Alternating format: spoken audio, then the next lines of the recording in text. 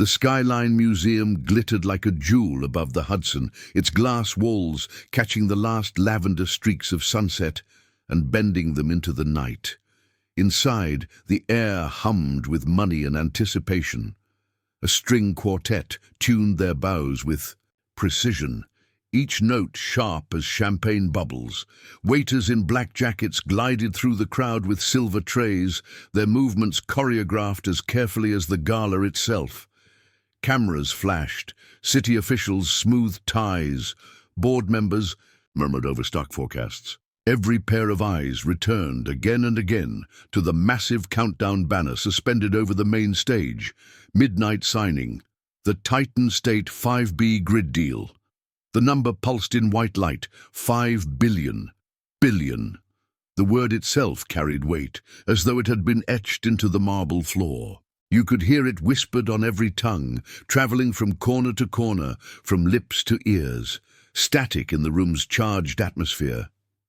Billion. At the center of it all, Malik Grant stood as if the night belonged to him. 41 years old, Atlanta-born, his suit was more than fabric. It was armor tailored to perfection. His smile was precise too, not careless, but calculated, the kind of smile that could close a deal or silence a doubter. He moved through the crowd like a conductor, not rushing, not pausing, just enough presence that people straightened when he passed. His orbit spun around him, Loretta, his mother, the matriarch whose grace was polished into diamond over decades, of fighting for her son's seat at the table. Her gown shimmered in navy silk, her pearl earrings glowing under the chandeliers. To her, tonight wasn't just business, it was vindication. Sloane, his wife, the PR genius, wore her poise like a second skin. Every step she took, every glass she raised, was crafted for cameras, yet never hollow. She believed in Malik's vision so fiercely it radiated from her. Andre, Malik's younger brother and COO, thrived on swagger, phone in hand, ready to capture live snippets for their hungry investors and restless followers. And then there was Amara, Malik's 16-year-old daughter. She lingered at the edges, a teenager's eye sharper than anyone guessed, watching the room like she already knew where the cracks would form. The air was thick with the smell of roses and champagne, the murmur of high-stakes talk, the sweet scrape of violin strings. From the balcony, stage lights flickered on for a test. A producer's voice hissed through a headset near the sound booth. 5 hours to midnight, and in that moment, through the swirl of gowns and tuxedos, through the forest of flashing phones and murmured predictions, a quiet ripple formed. A woman had entered unnoticed. She wore a plain black dress, not designer, not loud. Her posture was quiet, reserved, as if she belonged and yet expected to be ignored. In her clutch, a cream-colored invitation peeked out, gold embossing, authentic, official. But still, the crowd barely saw her. Or maybe they chose not to. Her name was Nora Pierce, 35, white, a face unfamiliar to Manhattan's elite. She didn't sparkle, didn't push forward, didn't grab attention. She simply stood in the glow of the museum lights, her eyes tracing the banner overhead, her hand tightening slightly on the invitation, as if she knew the storm it foreshadowed. No one turned, no one greeted her, yet she carried herself with an ease too deliberate to be accidental, a calm too practiced to be overlooked forever. She was the pause in a room addicted to movement. Somewhere, champagne glasses clinked. Someone laughed too, loudly. The word billion echoed again. But in the corner, Nora Pierce simply waited, silent as a fuse. The skyline glittered outside the museum glass, a million lights blinking across the Hudson. Inside, everything gleamed with certainty. They believed tonight was the night history would bow to the Whitmore family of New York and their chosen partners. They had no idea that history had already slipped into the room, quiet, patient, in a plain black dress.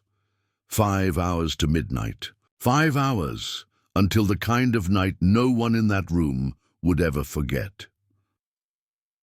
The string quartet shifted into a new arrangement, the violins sharp against the hush of conversation, as if the music sensed the tension rising before anyone else did. The Skyline Museum glowed brighter as evening deepened, the Hudson River outside now black glass, reflecting the lights of New York like stars caught in water. Inside, champagne fizzed, heels clicked against marble, and billion-dollar laughter echoed under chandeliers. But in one corner, near the velvet ropes by the atrium, the real story was about to begin. Nora Pierce stood where no one expected her to be. She hadn't sought the spotlight, yet somehow the spotlight found her. The plain black dress she wore wasn't Armani or Dior. It was simple, elegant, but in this room, it read like a dare. She wasn't adorned in jewelry. Her hair wasn't sculpted by Manhattan's best stylists. She didn't glow the way the wives of board members glowed. She looked ordinary in a room where ordinary was unthinkable, and that was her power.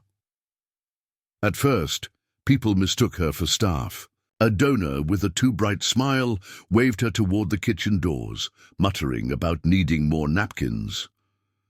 She didn't move. A server, balancing a tray of rosé, glanced at her apologetically and whispered, "They'll think you're with us." Still, she didn't move. She simply held her invitation, cream and gold, like it was a shield and a sword in one. Andre Grant noticed her next. Malik's younger brother, always restless, always narrating life through the lens of his phone, caught sight of her while framing an Instagram story. He laughed, a low, careless sound, and turned the camera on himself. "Not every night you see vendors trying to sneak into billionaire parties," he said, half whisper, half performance.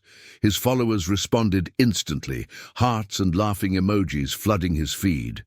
Andre pocketed his phone with a smirk, convinced. He'd captured content gold. Loretta Grant, Malik's mother, glided closer. Her navy gown swept the floor like midnight waves, pearls catching the light. She studied Nora with the cool precision of a woman who had spent decades scanning ballrooms and boardrooms for threats, for errors, for anything out of place. Her voice was soft, but sharpened by judgment. "We have protocols," she said, each syllable weighted. "People like you should know where they belong." The words floated into the air, wrapped in velvet but barbed underneath. A few nearby guests turned their heads, curiosity tugging them closer. A man with a Bloomberg press badge sipped slower. A woman in designer heels pulled out her phone, tilting it ever so slightly to capture the scene. In this age, moments like these didn't remain private. They became spectacle. Nora didn't flinch. Her eyes, pale and steady, lifted to meet Loretta's gaze. She held the look long enough to shift the balance, to make the matriarch blink first. Then she spoke, her voice calm but resonant, carrying further than anyone expected. "I have an invitation. I'll wait." It wasn't loud, but in the acoustics of the atrium it spread. Guests paused mid-conversation. The quartet's music felt suddenly fragile, almost drowned by the silence pressing in. Sloane Grant, Malik's wife, appeared at Loretta's side. Her smile was crafted for cameras, her tone soothing but firm, the PR professional always aware of optics. "Perhaps we can sort this privately," she offered, her hand poised lightly on Loretta's arm. There's no need for disruption, but disruption was already here. A hush swept across the crowd like a slow wave. Phones tilted higher. A guest murmured, "Who is she?" Another whispered, "Crashing a $5 billion signing. She's bold." And from the balcony above, the producer's voice crackled through his headset again. 4 hours to midnight. The number echoed, louder than the string quartet, louder than the whispers. 4 hours. Amara Grant, Malik's teenage daughter, had been watching from the stairs. She wasn't fooled by dresses or champagne. Her generation saw beneath surfaces faster than anyone. She caught her father's eye across the room and texted, "Quickly, East Atrium, you need to see this." Meanwhile, Nora remained exactly where she was. She didn't argue. She didn't plead. She didn't move toward the elevators they tried to usher her toward, nor toward the service door implied. For people like her, she stood still and immovable, the way skyscrapers stand against storms. The guests leaned in, curiosity pulling them like gravity. This was no longer background noise. This was a fracture in the performance, a ripple through the flawless script of the evening, and everyone in the room knew it. Fractures in billion-dollar nights don't just heal. They split wide open. Loretta straightened her shoulders, pearls gleaming defiantly. "The main elevators," she said coldly, "are reserved for our guests." Nora's reply was simple, but devastating in its calm. "Then I'll wait, right here." Every word landed like a challenge, every second stretched heavy with something no one could name yet. The cameras, the phones, the whispers, everything began to circle around her, around this moment that felt suddenly larger than anyone realized. And then, cutting through it all, the clock above the stage flickered. 4 hours to midnight, 4 hours until the signing. 4 hours until everything they thought they controlled unraveled in front of them. Nora stood with her cream-colored invitation in hand, unshaken, unseen yet undeniable. The storm was forming, and though no one said it aloud, every guest felt it in their bones. Something was coming, something that would change everything. The tension that had been humming in the Skyline Museum atrium now coiled tighter, like a wire pulled to the edge of breaking. The string quartet played on, but their notes seemed thinner, their music struggling to fill the sudden vacuum that had spread across the marble floor. Guests were no longer focused on champagne or whispered negotiations. They were watching her, the woman in the plain black dress, the woman who refused to step aside. Nora Pierce held her ground with a stillness that unsettled everyone. The cream invitation in her hand was proof enough that she belonged, yet the Whitmores' words laced with velvet disdain, had already framed her as an intruder. In this room, perception carried more weight than fact. Andre Grant saw an opportunity. Malik's younger brother lived for moments like this, the unscripted, the messy, the kind of spectacle that turned into content. His phone slid from his pocket in one smooth motion. With the casual arrogance of someone who had never faced real consequences, he began recording. "Not every night you see this," Andre whispered into his front-facing camera, flashing his perfect smile. "Some people just don't know their place." The words dripped with condescension. Around him, a few of his friends chuckled. A couple of donors leaned in, amused. Andre was convinced he was capturing comedy. What he didn't see, or didn't care to see, was how many phones around the room had tilted in the same direction. His smirk, his tone, his mockery of Nora was already streaming into dozens of feeds. Nora didn't respond. She didn't even glance at him. The refusal to engage was worse than any comeback. It robbed Andre of the reaction he craved. She simply lifted her chin slightly, a gesture of quiet defiance, and focused her eyes on the massive countdown banner glowing above the stage. Loretta Grant, standing like a queen at her court, leaned closer, her voice a silken blade. "Do you realize where you are? This isn't a street gathering. This is the most important deal of the decade, and you're loitering." The word hung there. Loitering. In a space of power and money, the accusation wasn't about what Nora was doing. It was about what she represented. To Loretta, she was clutter. To the crowd, she was an anomaly. Sloane, ever aware of optics, tried to smooth the edges. "Mother, please," she murmured, though her smile remained perfect for the cameras. She touched Loretta's arm lightly, a gesture meant to look calming, but designed to signal control. "There's no need to escalate. We'll handle this discreetly." But there was nothing discreet left about the scene. The Bloomberg reporter, David Kim, adjusted his glasses and raised his phone discreetly. His instincts told him this was no longer a social faux pas. It was news, the kind of small moment that metastasizes into a scandal if caught at the right angle. His thumb hovered over record. Then came the guards. Two men in black suits, their shoulders broad enough to block the light, approached through the crowd. Their earpieces crackled softly. The taller one spoke first, his tone neutral but firm. "Ma'am, we'll need to see your invitation." Nora reached into her clutch slowly, calmly, like someone who had done this countless times before. She produced the cream-colored card and extended it toward the guard.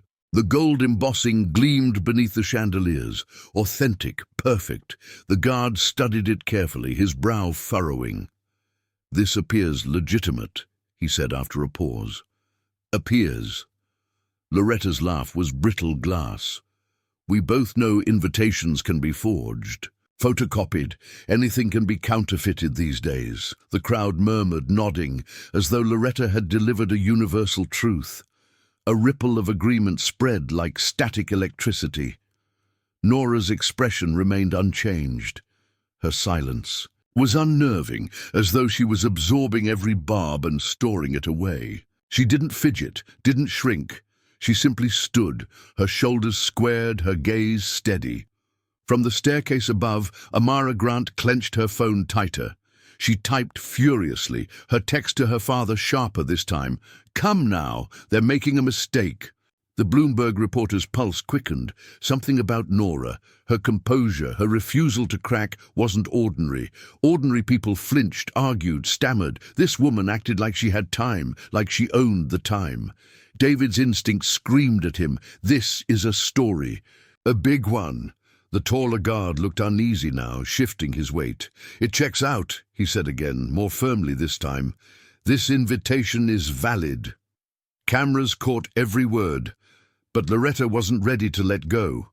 She turned to the crowd, her pearl necklace catching the light like armor. "Well then," she said, her voice dripping with irony, "it seems our guest list has become more inclusive than I realized." The jab wasn't lost on anyone. Andre chuckled into his phone. "Guess it's charity night after all," he muttered, capturing every syllable for his audience. That was the breaking point. Nora moved at last. She turned, not toward the service elevators or the guards, but toward the center of the atrium, where the chandeliers threw rainbow fragments across the marble.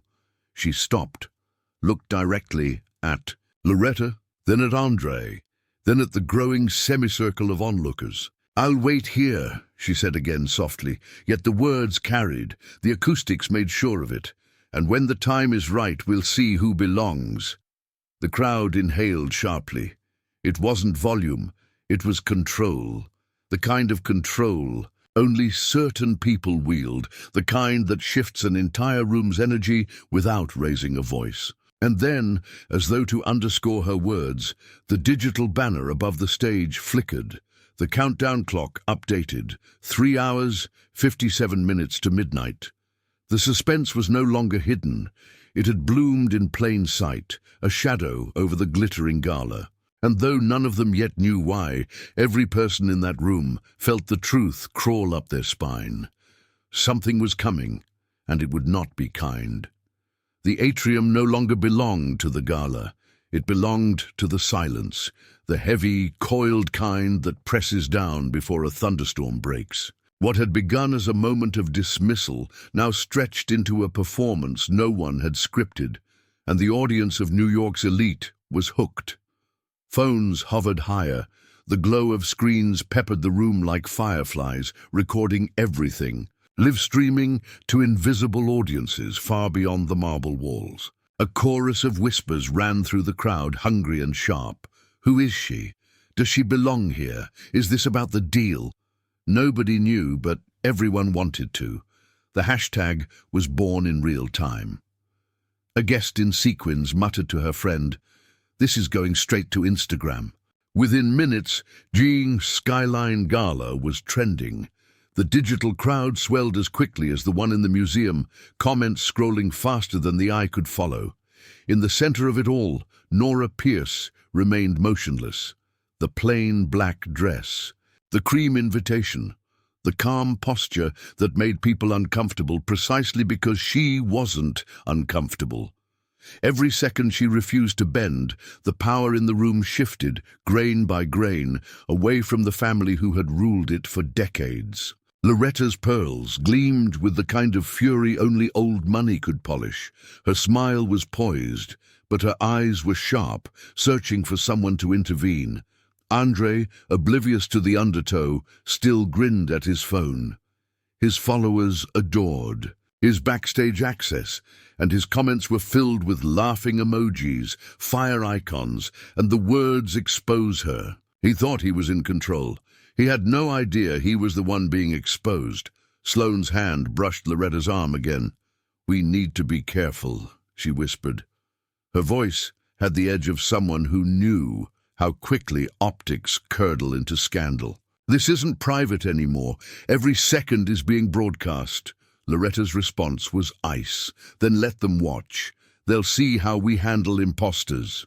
The taller guard shifted uneasily.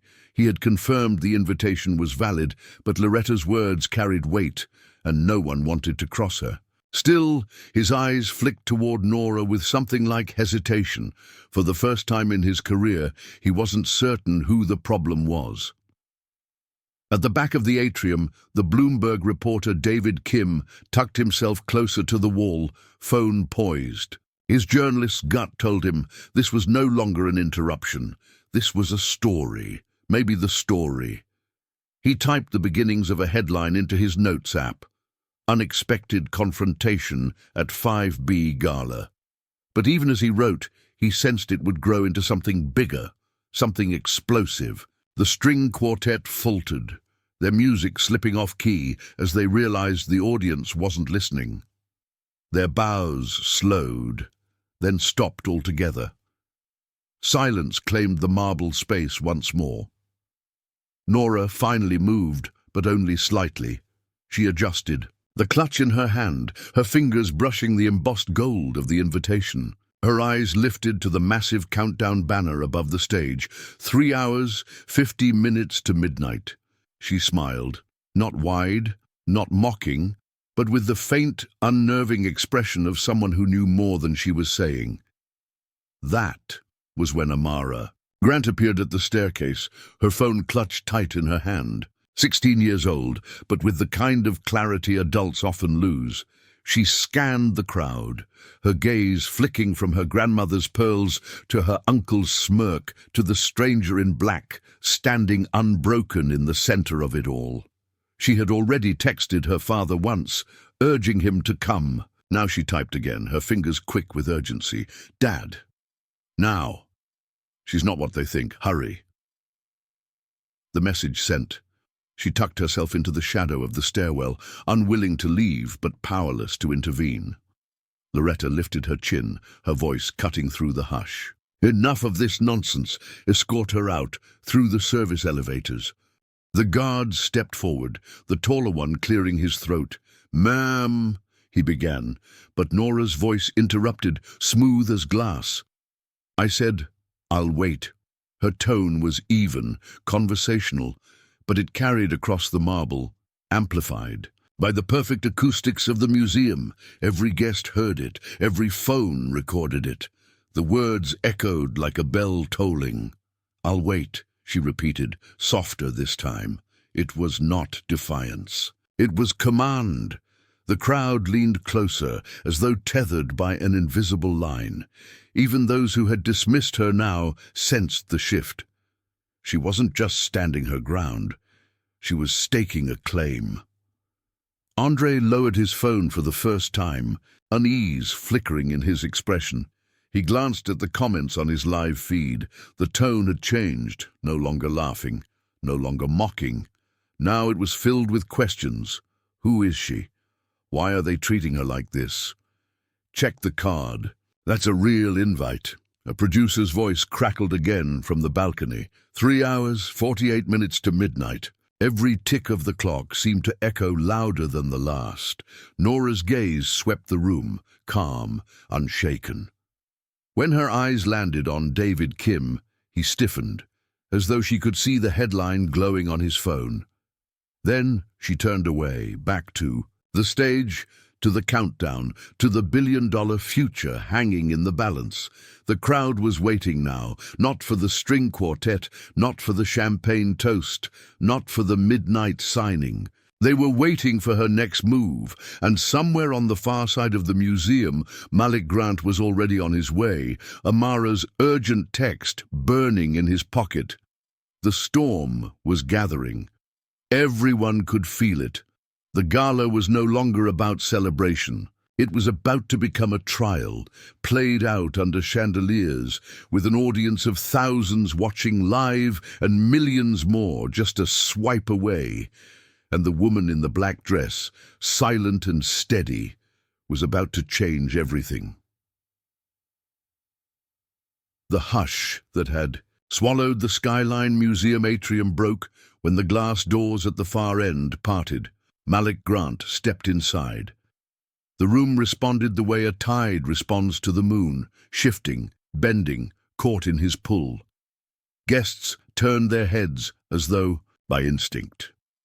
Conversations died mid-sentence. The string quartet, uncertain of their role in the unfolding drama, faltered into silence. Even the guards at Nora's side straightened unconsciously when they saw him approach. Malik was not a man who rushed, yet his presence carried speed. 41 years of hard-won gravity walked with him, every line of his tailored suit cut like armor, every glance sharp as glass. This was the man who had taken Helios Dynamics from a garage lab in Atlanta to a global powerhouse in renewable energy, billionaire, philanthropist, architect of tonight's deal. But it wasn't the money that quieted rooms. It was the way. He carried authority like it had always belonged to him. Amara's text had reached him minutes earlier. Come now. She's not what they think. He hadn't stopped to ask questions. He trusted his daughter's eyes more than most men trusted their advisors. And now he saw it for himself. A circle had formed in the atrium. Loretta, his mother, poised and furious. Andre, his younger brother, holding a phone he no longer dared lift. Sloane, his wife, calm veneer cracking at the edges, two uneasy guards, and at the center of it all, the woman in black, the one everyone else seemed desperate to exile, yet who stood as though exile was impossible. Nora Pierce turned toward him as he entered, her pale gaze meeting his without hesitation. She didn't bow, didn't stammer, didn't fidget. She simply looked at him as though he were the one on trial. The silence stretched like a taut wire. Malik let his eyes sweep the scene the way he had been trained to sweep a balance sheet, collecting details, noting every crack. He saw the cream invitation in her hand, the gold embossing glinting beneath the chandeliers. He saw Andre's phone still glowing with comments, the flood of hearts and question marks and angry emojis. He saw Loretta's pearls trembling ever so slightly against her throat. And he saw the crowd, hundreds of New York's elite, gathered not to toast a billion-dollar deal, but to witness whatever this had become. His voice, when it came, was low but resonant, filling the space without strain. "Ms. Pierce?" The reaction rippled outward. People gasped. A name, a recognition. Loretta's composure cracked. "Malik, you know this woman." Nora didn't wait for his answer. "We've never met," she said, her voice steady, "but we will. Tonight." Her words struck like a spark in dry air. Malik studied her. He wasn't a man easily rattled, but something about the way she stood, utterly still in the storm his family had stirred, made his instincts sharpen. This wasn't a party crasher, this wasn't chance, this was intentional. Andre broke the silence with nervous laughter. "She's nobody, man, just another—" "Enough," Malik cut him off. His voice cracked like a whip, startling even the guards. Andre froze, cheeks reddening. Malik rarely raised his voice with family. The fact that he had now made the room lean in tighter. He walked closer to Nora, each step deliberate, measured. When he stopped, only a breath separated them. He glanced. Once at the guards. "She's with me." Another ripple tore through the crowd. Phones rose higher. Comments surged faster. The narrative was changing in real time. Loretta's voice sliced through, brittle and desperate. "Malik, this is madness. You can't allow her to—" "I can allow exactly what I choose," he said. He didn't look at his mother. Didn't break the eye contact that now bound him to Nora. She lifted the invitation slightly, offering it like proof of something deeper than paper. "Your people doubted this," she said quietly. "Doubted me. You shouldn't." "And why not?" Malik asked, not sharp, not hostile, curious. But there was an edge underneath, a blade testing its own sharpness, her lips curved into the faintest hint of a smile. "Because what you're about to sign tonight isn't what you think it is." The air collapsed. The words weren't loud, but in the atrium's acoustics they rang like a gunshot. David Kim, the Bloomberg reporter, almost dropped his phone. His fingers flew across the screen.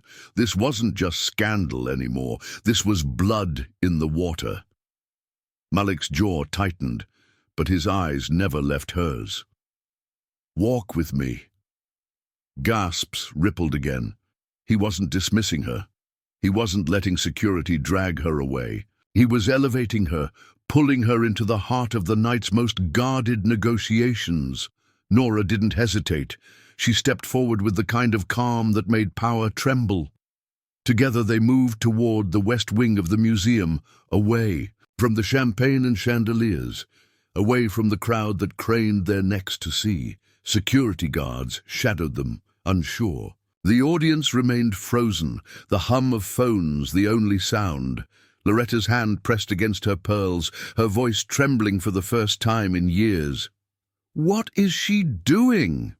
Amara, from the stairs, whispered the answer no one else could. "Yet speak, she's changing everything." Above the stage, the countdown banner flickered again. 3 hours, 39 minutes to midnight, and the real gala had just begun. The west wing of the Skyline Museum was quieter, tucked away from the glittering atrium where the crowd still buzzed like bees around a hive. Here, the glass walls gave way to steel beams and curated art installations, their shadows stretched long beneath muted track lighting. The hum of the gala faded into something distant, muffled, replaced by the echo of Malik Grant's footsteps. As he led the way down the corridor, Nora Pierce followed at his side, unhurried, her black dress whispering against the marble. She carried herself like someone who didn't need the noise of the atrium to validate her presence. If anything, she seemed stronger here in the quieter corridors, where distractions fell away. 2 guards trailed them at a respectful distance, radios crackling softly.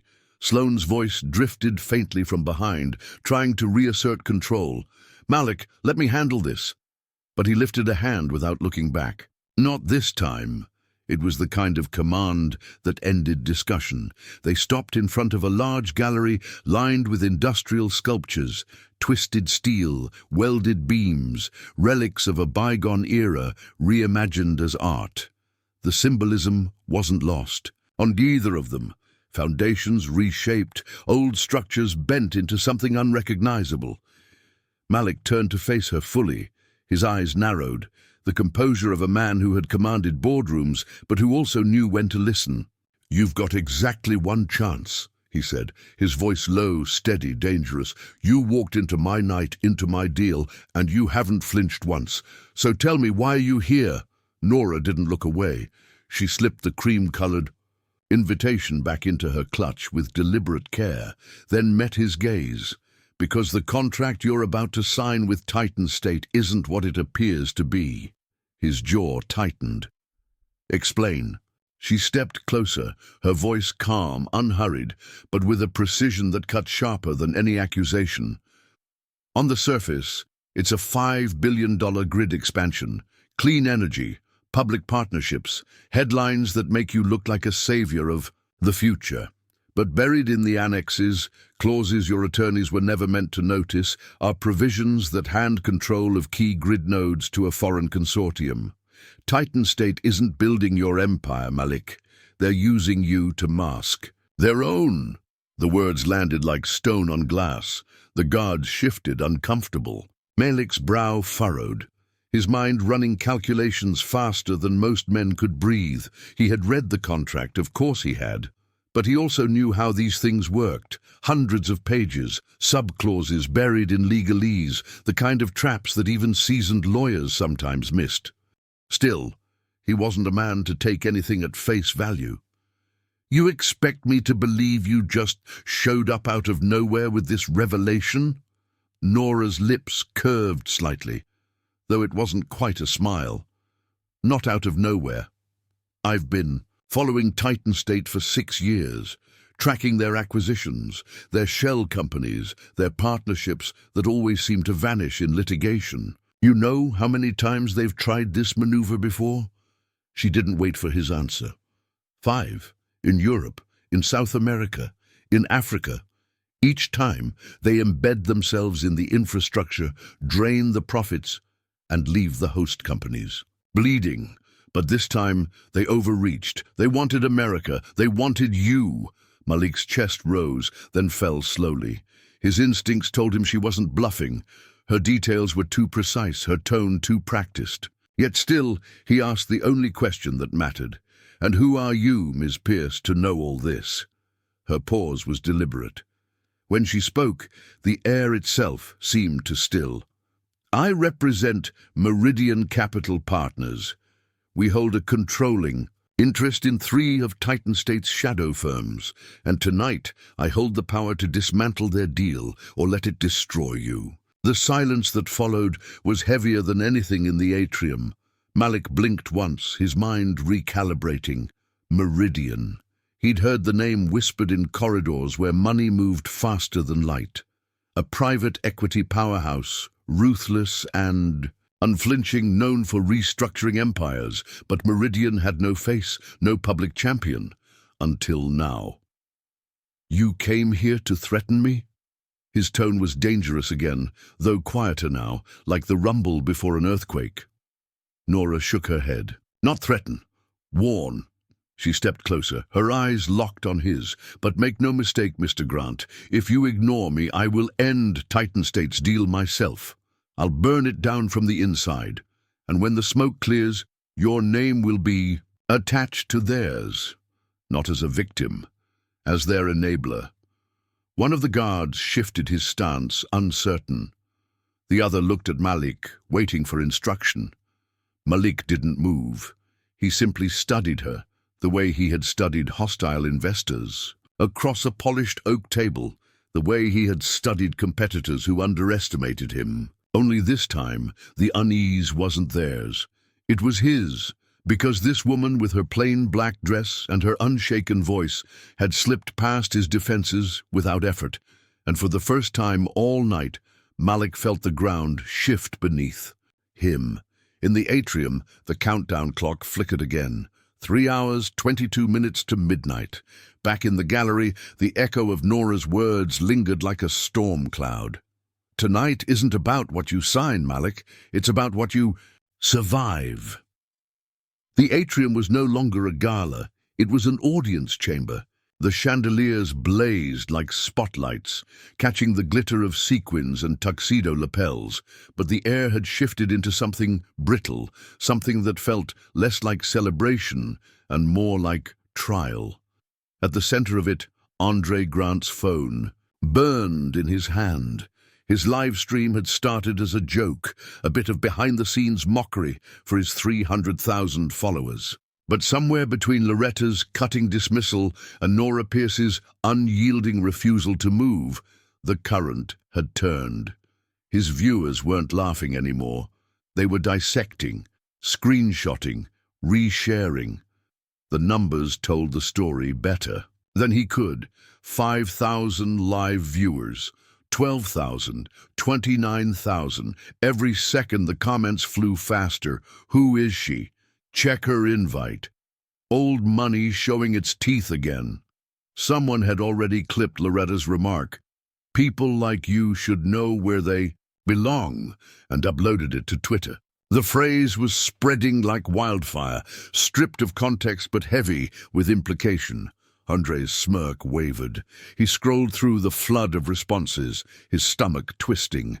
This wasn't the kind of viral he wanted.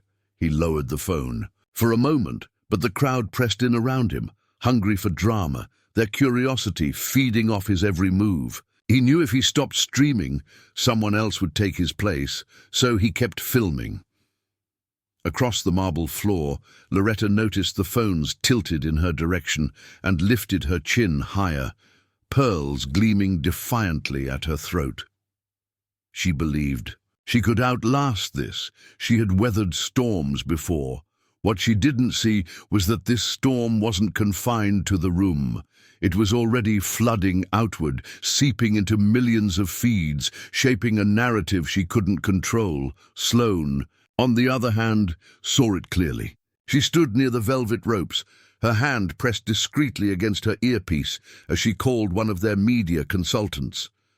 Her smile remained flawless, but her voice was tight. "Spin control now. Start tracking hashtags. Get ahead of this." She glanced toward the West Wing, where Malik and Nora had disappeared, her pulse quickening. "Where the hell are you, Malik?" Amara, still on the staircase, clutched her phone, but didn't raise it to record. She wasn't interested in feeding the frenzy. Her eyes were on her uncle, her grandmother, the circle of guests who shifted between discomfort and complicity. She understood instinctively what the adults didn't. The audience wasn't theirs anymore. It belonged to the screens. 3 hours, 10 minutes to midnight, the producer's voice announced from the balcony, though no one was listening. The words echoed hollowly, swallowed by the murmurs of the crowd. In the West Wing, Malik stood in the steel-shadowed gallery, absorbing Nora's revelations about TitanState, about buried clauses and hostile maneuvers.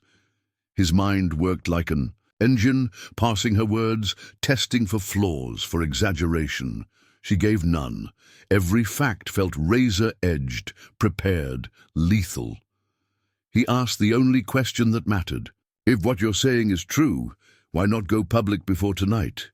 Nora tilted her head slightly, her expression unreadable. "Because TitanState has lawyers who bury problems in countersuits. By tomorrow, this would be another rumor, dismissed as the paranoia of a jealous competitor.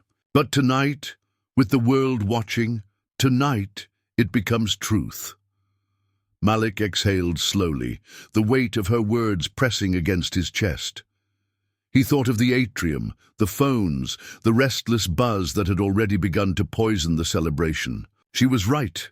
The world was watching, but then came the sound, a cheer or perhaps a groan, swelling faintly from the atrium. The guards turned instinctively, radios crackling. Malik and Nora followed the sound, back through the corridor, their footsteps quickening. When they emerged into the atrium again, the gala had transformed completely. Andre's live stream had exploded. Past 75,000 viewers. The screen glowed in his hand like a weapon he couldn't control. Onlookers weren't whispering anymore. They were chanting. Phones stretched above heads like torches in a mob. The phrase, "people like you," pulsed across feeds, across mouths, echoing against the glass walls. And on the balcony above, a reporter shouted into his phone, "Yes, it's live. Yes, she's still here. This is bigger than the deal. This is reputation suicide."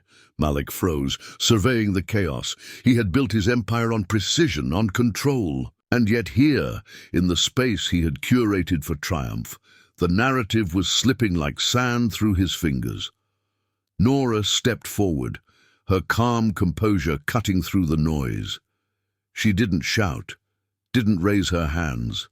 She simply looked at Andre and spoke with a voice that carried like a blade. "Turn it off." The crowd hushed just enough to hear her. Andre blinked, his confidence wavering under her steady gaze. It's already everywhere," he stammered. And in that moment, everyone knew she was right. The wildfire couldn't be contained. The gala wasn't private anymore. The countdown clock above the stage ticked mercilessly on. 3 hours, 8 minutes to midnight, and the world was watching. The atrium had become unrecognizable. What began as a gala, music, laughter, champagne flutes clinking under chandeliers, was now a digital battleground. The sound of the string quartet was gone, their instruments resting forgotten on chairs. All that remained was the restless murmur of a crowd watching history fracture, punctuated by the constant clicking of phone cameras and the soft hum of livestream notifications. Above the marble floor, the countdown clock loomed like a prophecy. 3 hours, 8 minutes to midnight. On Andre Grant's phone, the viewer count climbed so quickly it felt unreal. 95,000, 112,000, 150,000. Every second, the flood of comments grew sharper, more pointed. This is racism, live on camera. Who is the woman in black? Loretta Grant really said, people like you. Wow. Cancel TitanState, cancel Whitmore's. The phrase, people like you, had already been clipped into TikToks, set to dramatic music, dissected on Twitter threads, analyzed in Instagram reels. Dozens of influencers, hungry for virality, jumped onto the trend. By the time Andre realized what he had done, hashtags were exploding in real time. People like you. Skyline Gala. Cancel the deal. Loretta, oblivious to the wildfire outside the glass walls, still clung to her pride. She stood tall, pearls trembling against her neck as she barked to the guards, "Remove her now!" But the guards hesitated. They weren't just looking at Nora. They were looking at the sea of raised phones, at the thousands of invisible witnesses streaming every angle. One wrong move would mean their faces plastered across social media by morning. Sloane, the PR veteran, finally understood the magnitude. She pressed a hand to her forehead, whispering, "God, it's already spun beyond us." She pulled her phone from her clutch and started typing furiously, firing off messages to crisis managers, media allies, anyone who might help slow the tide. But deep down, she knew it was too late. Once the internet branded you, there was no undoing. Malik's voice broke through the chaos. "Andre, phone!" Andre flinched. He had never heard his brother's voice sound like that. Low, commanding, no room for argument. He glanced at his screen one last time, where the viewer count had just hit 200,000, then reluctantly extended it. Malik snatched the device, tapped the screen, and ended the stream. The atrium exhaled as though someone had cut the power. But the silence was brief, fragile, because everyone knew what Malik knew. Ending the stream didn't end the story. The story had already escaped. The Bloomberg reporter David Kim was typing furiously from the corner, his article already drafted in his mind. 5B Gala turns into viral scandal as Whitmore family faces allegations of racism. CNBC was on it too, so was the New York Times. A CNN producer had already emailed her editor, "Find out who the woman in black is. Get her on camera." Inside the Marble Palace, the family still believed this was their stage. Outside, in the EDT digital ether, they had already lost control. Nora knew it. She stood at the center of the storm, still unflinching, her calm more powerful than any raised voice. She didn't need to speak. She simply had to exist, and the world would draw its own conclusions. Malik studied her, tension etched into his jaw. He could see the ripple effect already. Share prices, investor calls, regulatory scrutiny. Billion-dollar deals had died over less than this. And yet, despite the chaos, he couldn't ignore the precision of her warning, the authority in her presence. Amara, perched halfway up the staircase, whispered to herself, "This isn't an interruption. This is the announcement." The countdown clock flickered again. 2 hours, 58 minutes to midnight.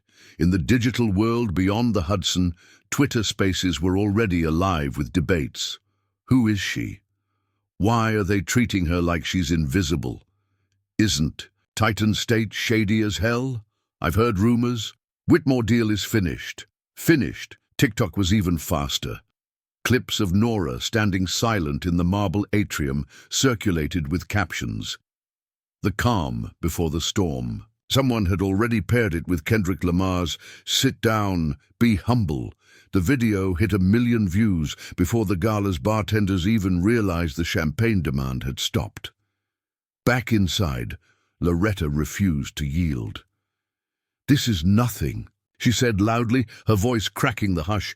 "Tomorrow morning no one will even remember." But the guests shifted uncomfortably. They weren't sure anymore.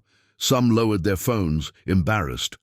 Others raised them higher, determined to capture every second. The Whitmore's power, once absolute in these circles, was dissolving in front of their eyes. Malik turned to Nora, the crowd watching, waiting for a clash. "You've set fire to my night," he said, voice low, measured. "No," Nora replied, her words carrying through the hall. "I've revealed the fire was already burning. You just didn't see the smoke." The crowd inhaled sharply, her words slicing through the gala's fragile veneer. Outside, in the digital world, the wildfire grew, and above them all, the clock kept ticking, merciless, unblinking. 2 hours, 55 minutes to midnight. The real question wasn't whether the deal would collapse, it was what would be left standing when it did. The world outside the Skyline Museum was already burning. News. Vans lined the street by the Hudson, headlights glaring like searchlights, satellite dishes spinning skyward. Inside the atrium, the Wi-Fi buckled under the weight of 100 live streams, yet the signal carried far enough. Within minutes, the scandal had leapt from phones to newsrooms. On Twitter, people like, "You cracked 500,000 mentions." On TikTok, Nora's silent defiance under the chandeliers became a meme, spliced with everything from protest chants to gospel choirs. On Instagram, Andre's shaky footage had been reposted by celebrities who had no idea who the Whitmores were, but knew. A cultural implosion when they saw one, and on Bloomberg's homepage, David Kim's headline lit up screens. 5B TitanState deal threatened by viral confrontation at Skyline Gala. The push notifications spread like wildfire. New York Times, CNN Business, Reuters. Phones buzzed in pockets all across the atrium. Guests glanced down, eyes widening. They weren't just witnesses anymore. They were participants in history, their presence already documented in the feeds of millions. Inside, Loretta clung to her dignity like a shield. "Nonsense," she hissed to no one in particular. "Media hounds will print anything. Tomorrow, this will be forgotten." But the faces around her told a different story. Men who had once lined up to shake her hand now shifted away, their smiles brittle, their eyes calculating. Donors whispered to aides. Investors tapped urgently at their screens. No one wanted to be photographed too close to a crumbling empire. Sloane, always the strategist, felt the panic rising in her chest, but forced her voice even. "We need to get ahead of this," she whispered to Malik, her nails digging crescents into her palm. "A statement, something polished, something that acknowledges but reframes. If we move quickly." But Malik wasn't listening to her. His gaze was locked on Nora. She hadn't moved from her place in the atrium. She didn't need to. The room bent around her presence, as though her very stillness commanded more attention than Loretta's outrage, Andre's panic, or Sloane's spin. She looked as if she had known this storm was coming all along, and perhaps she had. The countdown. Clock above the stage ticked again. 2 hours, 43 minutes to midnight. The timing was brutal. The signing ceremony was supposed to be a coronation, a public triumph. Now it was shaping into a televised disaster. Andre's phone buzzed with texts from investors, his face pale as he read them. "What the hell is going on in there? Stock is slipping in after hours. Do not sign anything tonight." He shoved the phone into his pocket, but the fear in his eyes betrayed him. Malik finally spoke, his voice carrying over the restless crowd. "Nora, if you came to expose TitanState, you've succeeded. But what exactly do you want?" A ripple of silence. All eyes turned to her. Nora raised her chin slightly. Her voice wasn't loud, but it traveled perfectly in the marble acoustics. "What I want," she said, "is the truth, laid bare before it can be buried under contracts and champagne toasts. What I want is to stop you from signing away, not just $5 billion, but the future control of your industry." Loretta scoffed, her pearls trembling with fury. "Industry? This girl is nobody. You don't dictate our business, do you understand? Mother." Malik's interruption was sharp enough to cut. He rarely raised his voice to her. Now, the weight of it made even Loretta falter. The crowd was drinking it in. The fracture lines within the family, the tension thick enough to taste. And then came the moment that changed everything. One of the museum staff, a young intern with a headset, slipped through the crowd and approached Malik with trembling hands. "Sir," she whispered, "I think you should see this." She turned her iPad toward him. On the glowing screen was a live CNBC segment. The anchor's face was grave. "We're receiving breaking reports that the TitanState deal may be in jeopardy after a viral incident tonight at the Skyline Museum. Footage suggests tensions within the Whitmore family and an unidentified woman at the center of the storm. Investors are already reacting. Whitmore Industries' stock has dropped 7% in the last 20 minutes. The camera cut to a panel of analysts debating furiously. One said, if this deal collapses, Whitmore Industries could face immediate restructuring. The optics alone could trigger shareholder revolt. Malik's jaw tightened. 7%. Millions evaporating in real time. He had weathered storms before, but never one that grew this fast, this visible, this unrelenting.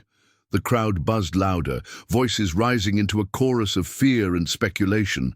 Amara, still halfway up the staircase, stared at her father. She could see the decision tightening around him like a vice. He stood between two worlds, the old guard his mother represented and the brutal new reality Nora embodied. The choice wasn't just about money anymore. It was about survival. The countdown clock pulsed again. 2 hours, 39 minutes to midnight.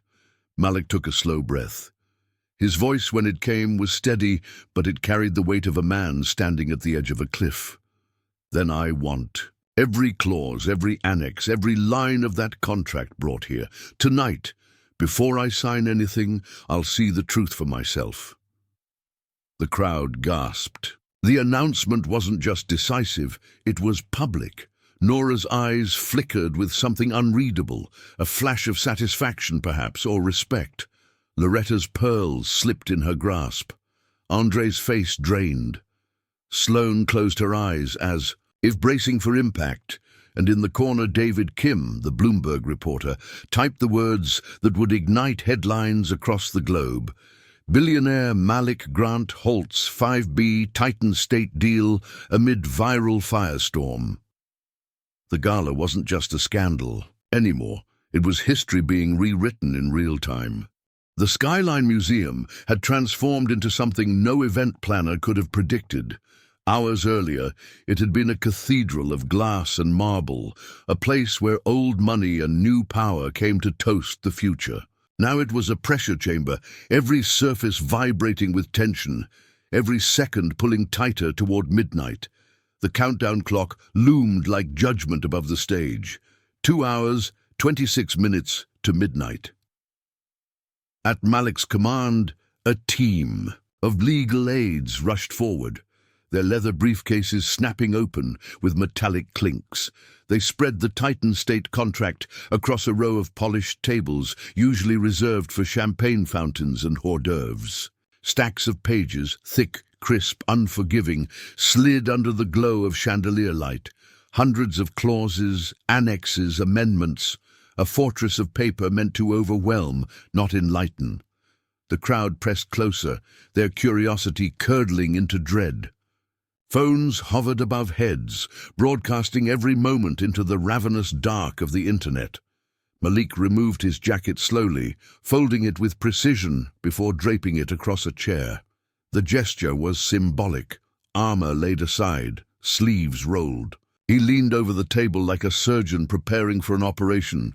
Page 243, Nora said calmly, stepping beside him. Annex D. The room stilled. She didn't reach for the papers herself. She didn't need to. Her voice carried with the authority of someone who had already memorized the anatomy of this monster. Malik flipped through the dense contract until the section appeared. His eyes scanned the lines with the efficiency of a man trained to smell deception in boardrooms. Then his expression hardened. Clause 47C, Nora murmured. Termination rights in the event of material reputation harm. Notice who holds discretion to define that harm. Malik read the words, his chest tightening. TitanState reserved the right, not Whitmore Industries, not the Grant family. TitanState, the very company they were supposed to be partnering with, had buried a landmine deep inside the paperwork. If the Whitmore name takes damage, Nora continued, they can terminate the deal at will, while still retaining rights to critical grid nodes. You'll lose both the money and the infrastructure. The atrium seemed to tilt. The crowd buzzed with disbelief. Even the guards shifted uneasily, as though realizing they were protecting something. Rotten? Loretta's voice cracked the silence, shrill, desperate. This is nonsense. All contracts have safeguards. Safeguards, Malik cut in, his voice low, controlled, lethal. Not nooses. A murmur of agreement rolled through the guests. Investors, lawyers, rivals. They all recognized the truth when they heard it. But Nora wasn't finished. Page 417, she said softly. Annex K. Malik turned, scanning the dense legalese. His stomach dropped. Hidden in footnotes was language transferring operational oversight of several renewable energy hubs, not to Whitmore Industries, not even to TitanState US, but to a foreign consortium hidden behind shell corporations. Quiet, surgical, catastrophic. This isn't an investment deal, Nora said, her voice carrying like a blade across the marble. It's a Trojan horse. TitanState doesn't want to build with you. They want to hollow you out from the inside. Atrium erupted. Guests gasped. A board member clutched his chest as though struck. Someone cursed under their breath. Dozens of phones tilted forward, recording every syllable. Malik's hands tightened on the table's edge, veins standing out. Against his skin, he had faced hostile takeovers, aggressive investors, saboteurs in 1,000 disguises. But this betrayal hidden inside what was supposed to be his crowning triumph, made his blood run cold. Sloane rushed forward, her voice trembling, with urgency. Malik, think about the optics. We can't unravel this publicly. Take it private, issue a delay statement. No, he said, his voice thunder rolling through the room. No more hiding, no more spin. His words silenced even her. David Kim, the Bloomberg reporter, typed furiously, his fingers almost a blur. Every phrase Malik spoke would be etched into headlines by morning. TitanState thought they could own us, Malik said, standing straighter, his voice rising.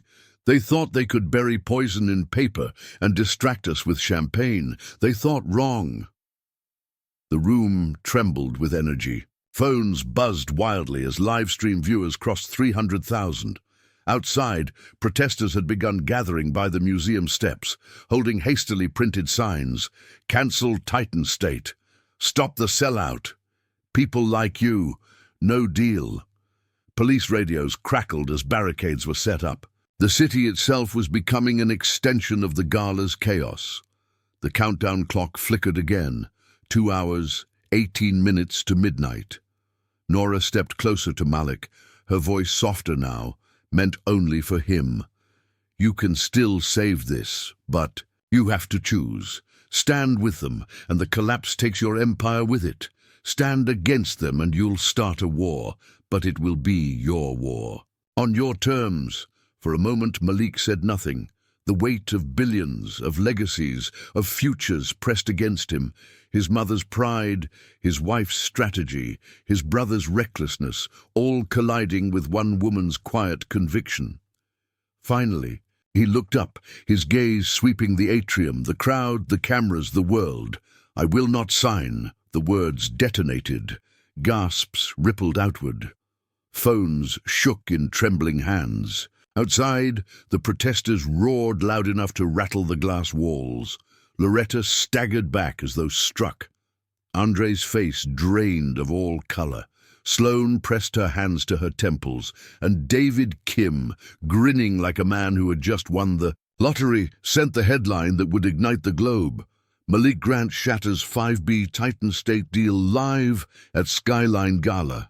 The atrium was chaos now, but in the center of it Malik stood tall, his voice like iron. Tonight, he said, belongs to the truth. And the countdown kept ticking. 2 hours, 15 minutes to midnight. The doors at the far end of the Skyline Museum burst open with a thunderclap of authority. TitanState had arrived. 6 executives swept into the atrium in a phalanx of tailored suits and metallic smiles, their polished shoes striking the marble with a rhythm like war drums. At the center strode Victor Harland, TitanState's chairman, a man whose reputation was built on bloodless efficiency. He was tall, silver-haired, his gaze like glass, cold, reflective, impenetrable. He did not look around. He looked only at Malik Grant. The crowd parted instinctively, the way schools of fish scatter when a shark cuts through the water. Phones tilted higher, live streams flared brighter. Even the chandeliers seemed to dim, as though unwilling to compete with the storm. That had entered. Victor's voice carried instantly, sharp as the crack of a gavel. "Mr. Grant, I trust this interruption can be resolved privately." The word privately rang false. Every syllable echoed across the marble. Every camera caught it. Malik didn't move. His jacket still hung on the chair, his sleeves rolled. His hands resting on the fortress of contracts spread across the table. He looked like a man who had been preparing for this confrontation his entire life. "Nothing about tonight," Malik said evenly, "will be resolved privately." The atrium shivered. The crowd's murmur rose, swelling into a current of tension. Victor's eyes narrowed, a predator realizing the prey wasn't cowering. "You understand what you're doing. TitanState has invested years of resources, capital, influence. Do you imagine one misinterpretation will undo that?" Nora stepped forward before Malik could answer, her black dress moving like ink against the marble. Her voice was calm, clear, surgical. "Misinterpretation.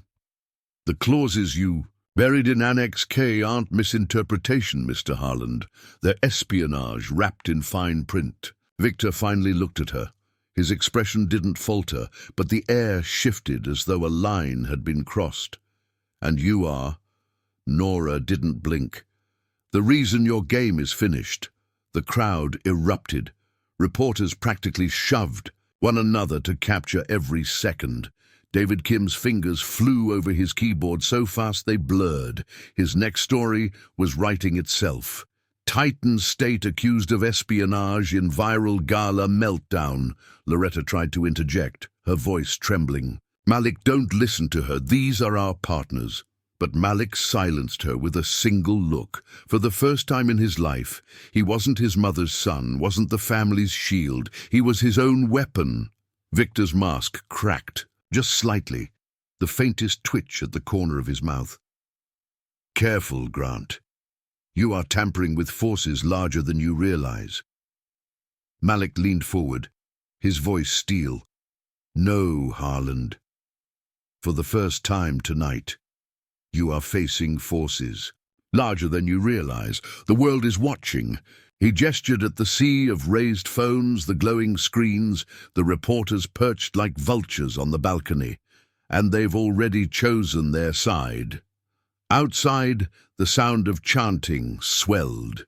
Protesters had multiplied into hundreds, their voices booming through the museum's glass walls. "Cancel TitanState! Cancel TitanState!"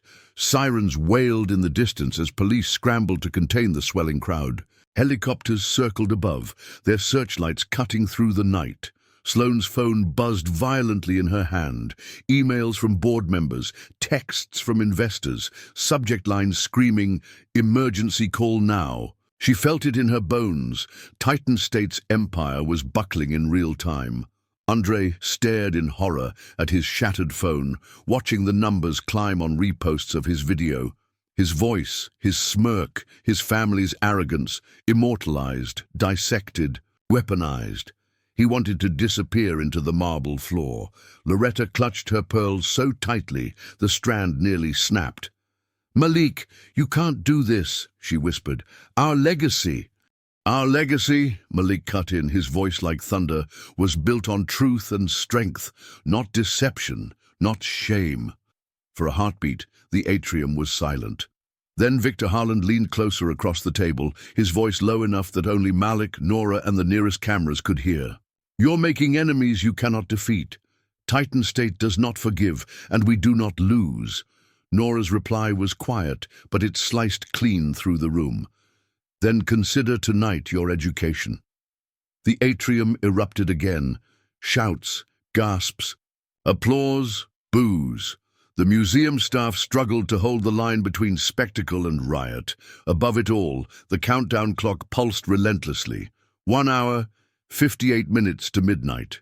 In the chaos, Malik realized the truth. This wasn't just a battle over one contract. This was the opening salvo in a war for control, of power grids, of industries, of narratives. TitanState wasn't simply a partner. They were an empire in disguise. And tonight, in the glare of chandeliers and phone screens, he had just declared himself their enemy. The Skyline Museum had become a crucible. The chandeliers still glittered above, but their light felt harsher now, exposing cracks and shadows no one wanted seen. The countdown clock, merciless and glowing, loomed like a heartbeat over the atrium. 1 hour, 45 minutes to midnight. Victor Harland did not retreat. TitanState's chairman stood at the center of the marble floor, like a general refusing to acknowledge defeat. His lieutenants flanked him, clutching their briefcases like weapons, their whispers sharp and frantic. But Victor's voice remained. "Smooth, calculated, Mr. Grant," he said, louder now, projecting to the crowd. "Deals of this magnitude require discretion. Misunderstandings are inevitable, but they can be corrected, privately, quietly, and with proper compensation." The words slithered through the atrium, an offer disguised as generosity, but everyone heard what it truly was: a bribe. Malik's jaw tightened. He could feel the weight of the cameras, the thousands of invisible witnesses watching his every breath. He had been groomed to smile in moments like this, to spin, to negotiate, but tonight there was no room for spin. Nora stepped forward before he could respond. "Compensation?" she asked, her voice steady but sharp as glass. "Is that what you call it when you buy silence? When you bury betrayal under a mountain of dollars?" The crowd stirred, gasps rippling outward. A woman in a silver gown whispered, "She's fearless," while a man in a tuxedo muttered, "She's suicidal." Victor's smile did not falter. "And you, Miss Pierce, presume to understand the stakes of this agreement?" He leaned closer, lowering his voice just enough to seem menacing. "This is a $5 billion infrastructure partnership. Entire economies hinge on it. You think one woman in a rented dress can stop that?" Nora didn't flinch. "It's not the dress that matters, Mr. Harland. It's the truth, and right now, the truth is trending across every screen in this city." The crowd erupted again, half gasps, half cheers. Reporters scribbled frantically. Phones streamed from every angle. Outside, the chants of protesters pounded like war drums through the glass walls. "Cancel TitanState! Cancel TitanState!" Their voices multiplied by the thousands, shaking the marble itself. Loretta's composure shattered. "Malik, do something!" she cried, her pearls trembling against her chest. "You can't throw away our future because of her." Andre, pale and sweating, stepped forward, his voice cracking. "Malik, please, We can salvage this. We'll issue a statement, blame the media, control the narrative, but Malik cut him off with a glare so sharp it silenced him mid-sentence. You've done enough, Andre. The crowd gasped again, sensing blood within the family. For years, Malik had carried his kin like a shield. Tonight he was dropping it. Sloane moved quickly, desperation edging her perfect smile. She clutched Malik's arm, her voice urgent but soft enough for only him to hear. If you walk away now, you're not just humiliating TitanState, you're humiliating us, your mother, your daughter, me.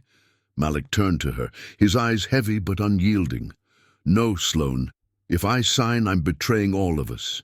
And she, he nodded toward Nora, is the only one who had the courage to stop it. Sloane recoiled as though slapped. For the first time, she had no words. Victor Harlan's smile finally cracked. His eyes darkened, his voice dripping venom. Careful, Grant. You think you can grandstand tonight, but TitanState is bigger than you, bigger than your company, bigger than your name. We will crush you. Malik squared his shoulders. His voice was iron. Then you'll have to do it in full view of the world, because I will not kneel to deception. The atrium thundered with sound. Cheers from some, outrage from others, the restless roar of protesters outside swelling louder. Helicopter blades chopped through the night above, their searchlights sweeping the museum like prison beams. David Kim, the Bloomberg reporter, typed the next line of his story with a grin. Malik Grant rejects TitanState bribe, escalates corporate war at Skyline Gala. Nora glanced at the clock. 1 hour, 38 minutes to midnight. Her voice was calm, almost quiet, but it cut through the chaos like a blade. Victor Harlan, you keep speaking of economies, of power, of inevitability. But you forget one thing. Empires don't collapse when enemies strike from outside. They collapse when rot is exposed from within. Tonight, that rot is visible to everyone. Victor's face hardened, his mask stripped bare. For the first time, the crowd saw the fury beneath the polish. He snapped his fingers at his aides. Gather the contracts. We're leaving. But Malik's voice stopped him cold. No. You don't get to slither away. Victor turned slowly, eyes narrowing. You came here to take control of my company, my family, my future. But tonight, the only thing you control is your own humiliation. Malik's voice rose, thundering through the atrium, over the chants outside, over the heartbeat of the countdown clock. You wanted $5 billion. Instead, you just bought yourself a scandal the size of an empire. Phones erupted. Guests shouted. Protesters roared louder. The museum was no longer a gala. It was a battlefield, and the world was watching. Live. Victor Harlan's fists clenched at his sides. His empire was trembling, but Malik Grant, for the first time in his career, felt untouchable, and the countdown kept ticking. 1 hour, 35 minutes to midnight. The night sky above Manhattan was no longer serene. Helicopters cut circles over the Hudson, their beams carving through the glass walls of the Skyline Museum like divine spotlights. The gala had mutated into a live broadcast that no network could ignore. Every second felt heavier than the last, and the countdown clock pulsed mercilessly above the stage. 1 hour, 23 minutes to midnight. Inside the atrium, the atmosphere was electric. Conversations weren't conversations anymore. They were arguments, alliances, whispered betrayals. Guests who had come for champagne and prestige now found themselves unwilling extras in a scandal that was shattering the city in real time. Phones vibrated in every pocket. Notifications blinked endlessly. CNN Chiron. 5B deal implodes. Skyline Gala descends into chaos. Fox Business. Billionaire family feud threatens national energy grid. MSNBC. Viral confrontation raises questions on corporate racism, corruption. On Twitter, hashtags multiplied like wildfire. Such people like you. Cancel TitanState. Such Grant vs. Harland. Such Skyline scandal. Even politicians weighed in. A senator from Massachusetts tweeted, "This is why we need stricter oversight on energy conglomerates. TitanState proves profit always trumps people." By the time Malik looked up from the fortress of contracts, he realized the fight had escaped the museum. The world wasn't just watching anymore. The world had taken sides. Loretta, still clinging to what was left of her composure, hissed at her son. "This is madness, Malik. Do you understand what you've unleashed? The regulators, the shareholders, the vultures. The truth," Malik cut her off, "isn't madness. It's the one thing we've all been running from.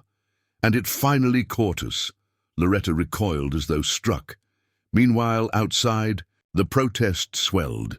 What began as a few dozen voices was now a river of humanity.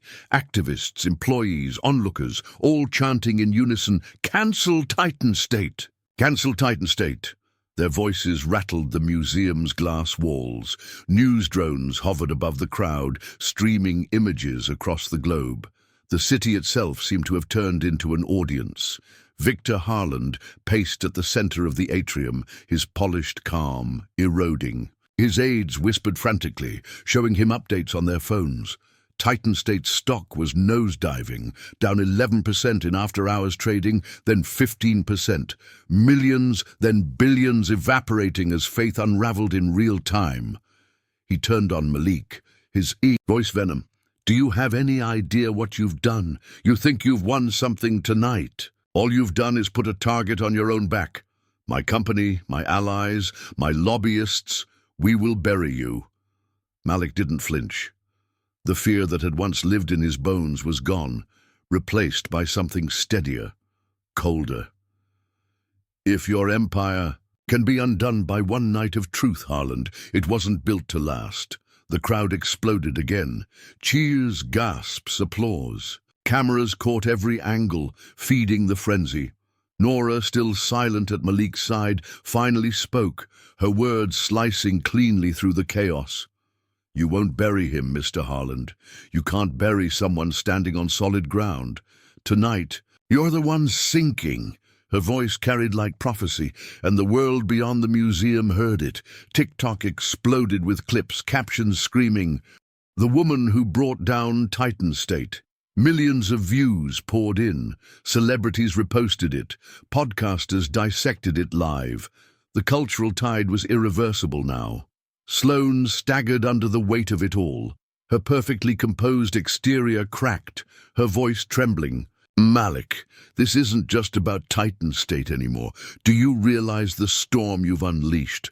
Washington will get involved. Federal regulators, maybe even the White House." "Good," Malik said, his eyes locked on Harland. "Let them. Because this isn't just my fight.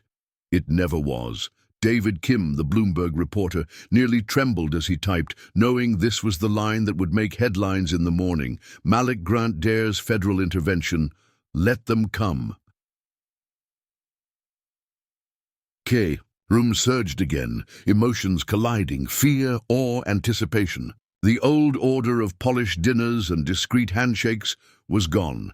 In its place was raw spectacle, naked truth, power being remade before their eyes. The countdown clock flickered. 1 hour, 17 minutes to midnight. Victor Harland's mask finally shattered. He slammed a hand on the marble table, the sound echoing like a gunshot. "This deal will go through, with you or without you. You think one family feud can derail $5 billion? You think the world will thank you for burning an opportunity this large?" Before Malik could answer, Nora stepped forward, her calm cutting deeper than Harland's fury. "The world doesn't thank arsonists, Mr. Harland, but it does remember who struck the match." The silence afterward was total, a silence so thick, so absolute, that even the protesters outside seemed to pause for breath. Malik looked at Harland then, and he knew this wasn't just a contract fight anymore. This was a war of legacies. of old power versus new integrity, of deception versus exposure. And when he spoke, his voice carried like a verdict. You may control grids, Harland, but tonight the current runs through me. Phones erupted, screens flared, the crowd gasped as though the museum itself had cracked in half. Outside, the chant changed, rising like thunder through the glass walls. Grant! Grant! Grant! The countdown clock pulsed again. 1 hour, 15 minutes to midnight. The deal was dead. But the war was just beginning. The Skyline Museum no longer felt like a gala. It felt like a courtroom where the sentence was about to be read. The chandeliers glittered like an indifferent jury. The glass walls reflected thousands of faces, inside and out, and the countdown clock above the stage kept its merciless rhythm. 1 hour, 5 minutes to midnight. TitanState's empire was bleeding in real time. Their stock continued to plunge, down 22% in after-hours trading. News anchors shouted over each other on split screens. Federal regulators were rumored to be drafting statements. Protesters outside had grown into a sea of voices, their chants reverberating so violently the marble floor seemed to hum. Inside, Victor Harland stood rigid, his fury disguised poorly beneath a trembling smile. His lieutenants whispered frantically, their briefcases half-packed, as though they wanted to vanish into the night. Loretta clutched her pearls until her knuckles whitened. Andre couldn't meet anyone's eyes. Sloane swayed under the weight of humiliation. And yet, amid all the chaos, Nora Pierce stood perfectly still. Her black dress clung like shadow, her cream invitation tucked neatly in her clutch. She hadn't raised her voice, she hadn't begged for recognition. But the room, the world, pivoted around her now. David Kim, the Bloomberg reporter, noticed something that no one else did. The way Nora's posture never wavered, the way her gaze stayed locked, not on Harland, not on Malik, but on the countdown clock. She was waiting for something, and then it came. Her phone buzzed in her clutch, once, twice, 3 times. She pulled it free, and for the first time that night, a smile flickered across her lips. Victor Harland noticed. His eyes narrowed. "Who are you, really?" he demanded, his voice cracking like a whip. The crowd fell silent. Phones leaned in. Live streams zoomed closer. Nora didn't answer him immediately. Instead, she stepped slowly into the center of the marble floor, beneath the full glare of the chandeliers, her voice carrying with the clarity of a verdict.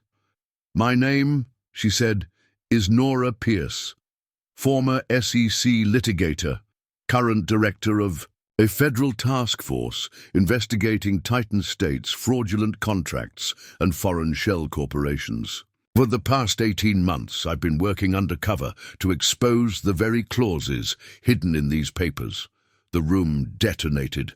Gasps tore through the crowd. A woman dropped her champagne glass.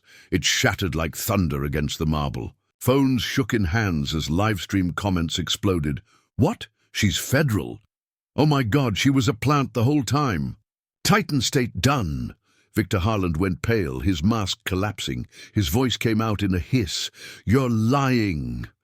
But Nora raised her phone higher. The screen glowed, projecting a seal recognizable to anyone with eyes. U.S. Department of Justice. A secured line notification blinked at the top. "This," she said, her tone now steel, "is the call confirming that indictments against TitanState executives are being unsealed as we speak. Wire fraud, securities fraud, espionage. Tonight was never about a party, it was about timing. Midnight wasn't a celebration, it was the deadline for TitanState's empire to collapse." The atrium erupted again. Shouts, screams, applause, chaos. Guests surged forward, desperate to capture the moment on camera. Protesters outside roared even louder, as though the glass walls themselves transmitted the revelation. Loretta staggered back, her pearls nearly snapping. Andre whispered, "Jesus Christ," under his breath. Sloane looked like she might faint, but Malik simply stared at Nora. His chest rose, heavy, as realization crashed into him. "You didn't just save me," he said softly, loud enough for the crowd to hear. "You came to bury him." Nora's eyes finally met his. "I came," she said, "to give you the choice between being complicit in TitanState's corruption or standing as the man who brought them down." David Kim's fingers blurred across his keyboard, adrenaline thundering in his veins. The headline was already forming in his mind. "Undercover federal agent exposes TitanState fraud at 5B Gala. Malik Grant emerges as reluctant hero." Victor Harlan lunged forward, his composure gone. "This is entrapment," he roared. "You think the DOJ can touch me? You think this circus makes a difference? I own senators. I own judges." But before he could continue, the museum doors crashed open again, this time not with TitanState aides, but with federal agents in dark suits and earpieces. The crowd gasped, then parted as badges flashed in the chandelier light. One agent stepped forward, his voice clear, commanding. "Victor Harlan, you are under arrest for securities fraud, wire fraud, and conspiracy to commit economic espionage." Cameras erupted in flashes. Live stream comments detonated. "Arrested live. TitanState over. History in real time." Victor tried to resist, but the agents moved with practiced efficiency, cuffing him as the crowd shouted and recorded every second. His polished shoes scraped the marble as he was dragged toward the door. For the first time in his life, Victor Harlan looked small. Malik turned to Nora. The storm was deafening, the chants, the cameras, the chaos, but for a moment it felt like silence surrounded them. "You could have exposed them without me," he said. "Why bring me into this?" Nora's eyes softened just slightly. "Because every empire needs a witness when it falls, and every revolution needs someone strong enough to carry it forward." The countdown clock pulsed above them. 58 minutes to midnight. The gala was no longer a deal, it was the birth of a new era. The Skyline Museum was long emptied of its glitter and chaos, but the echoes of that night refused to die. Within hours of Victor Harlan's arrest, the gala had gone from a scandal to a turning point in American corporate history. TitanState collapsed like a toppled giant. By morning, its stock was frozen. By the end of the week, its board members scattered, resigning in disgrace. Federal indictments unsealed in multiple states revealed networks of shell corporations, espionage ties, and offshore accounts designed to destabilize the very grid it promised to modernize. But amid TitanState's ruin, one name rose louder than the rest: Malik Grant. His image was everywhere, on front pages, financial networks, talk shows, even late-night comedy monologues. Clips of him standing tall in the museum, refusing Harlan's bribes, rejecting deception, trended across every platform. Protesters had chanted his name.